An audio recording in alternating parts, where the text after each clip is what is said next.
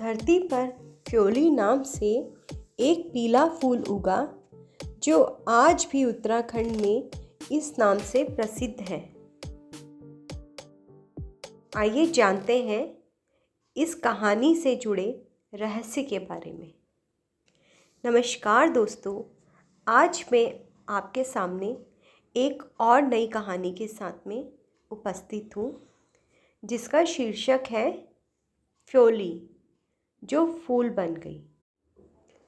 एक बार की बात है, सोरीकोट नाम के एक गांव में एक बहुत ही सुंदर लड़की फ्योली रोतेली रहा करती थी।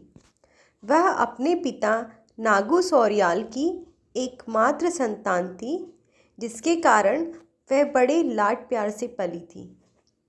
प्रातःकाल में उसके पिता अपने कुल देवता की आराधना में मग्न थे और फ्योली अपने सपनों के राजकुमार के स्वप्न में। शंख बजता और फ्योली की आंखें खुलती।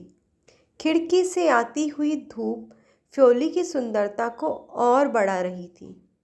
उसके बुरांस जैसे लाल होंठ ढलते हुए सूर्य की लालिमा को मात देते थे। उसके पहाड़ी नयन नक्श उसे और भी सुंदर बनाते थे। फ्योली उठी और अपने काले लंबे बाल बनाकर अपनी सोने की गगरी लेकर घर से बाहर निकली। उसकी सहेलियां भी उसके साथ पानी भरने आई।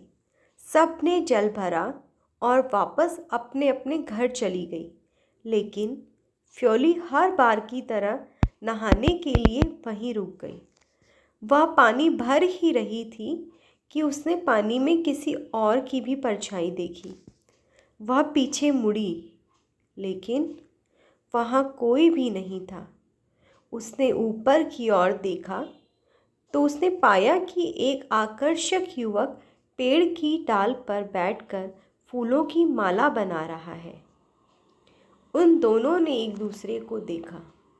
फ्योली के नेत्र झुके और गालों की लालिमा बढ़ गई। वह युवक पेड़ से उतरा और फ्योली के पास जाकर बैठ गया। युवक ने अपना परिचय देते हुए कहा, मेरा नाम भूपू राउत है। क्या तुम मुझे जानती हो? इस पर फ्योली ने उत्तर दिया, हाँ, तुम्हारे पिता की नज़र हमारे गांव पर है। तुम यहाँ क्यों आए हो? भूपू ने प्रेम और मित्रता की आस को उसके वहाँ होने का कारण बताया। उसने अपनी बांसुरी निकाली और फ्योली का मन मोहने के लिए बांसुरी बजाने लगा। फ्योली मंत्र मुग्ध होकर उसे निहारने लगी। फिर भोपू ने उसे अपने हाथों से बनाया हुआ फूलों का हार पहना दिया। फ्योली के बालों को फूलों से सजाते हुए भूपू ने आंखों ही आंखों में फ्योली का जन्मों तक साथ देने की कसम खा ली थी। सूर्य ढलने ही वाला था। फ्योली को आभास हुआ कि पूरा दिन निकल चुका है। वह घर की ओर भागी, जहां उसके पिता गुस्से से लाल होकर उसकी प्रतीक्षा कर रहे थे। फ्योली के बालों में फूल और गले में फूलों की माला देख उनका पारा और चढ़ गया।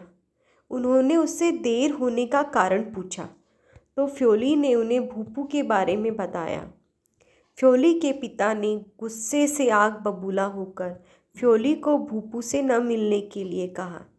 फ्योली बोली, वह अपने प्राण त्याग देगी, लेकिन भूपू से ही विवाह करेगी। यह सुनते ही उसके पिता ने उसे बहुत ज़ोर से धक्का दिया और फ्योली चोट खाते हुए ज़मीन पर गिर पड़ी। फ्योली अपने प्राण त्याग चुकी थी। उसे मरा हुआ पाकर उसके पिता को बहुत दुख हुआ। यहाँ उसके पिता आंसू बहा रहे थे, वहाँ फ्योली इंद्रलोक पहुँच चुकी थी। सारे देवताओं को फ्योली के लिए बुरा लग रहा था, इसलिए इंद्र ने उसे वरदान दिया कि धरती पर उसे कोई नहीं भूलेगा।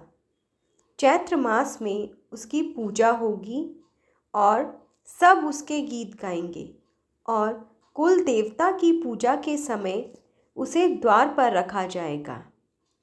कहा जाता है कि धरती पर फ्योली के नाम से एक पीला फूल उगा, जो कि आज भी इस नाम से उत्तराखंड में प्रसिद्ध है। आशा करती हूँ कि आपको ये कहानी ज़रूर पसंद आएगी। अगर आपको कहानी पसंद आई हो तो प्लीज़ मेरे चैनल को सब्सक्राइब करें और इस कहानी को लाइक कीजिए। धन्यवाद।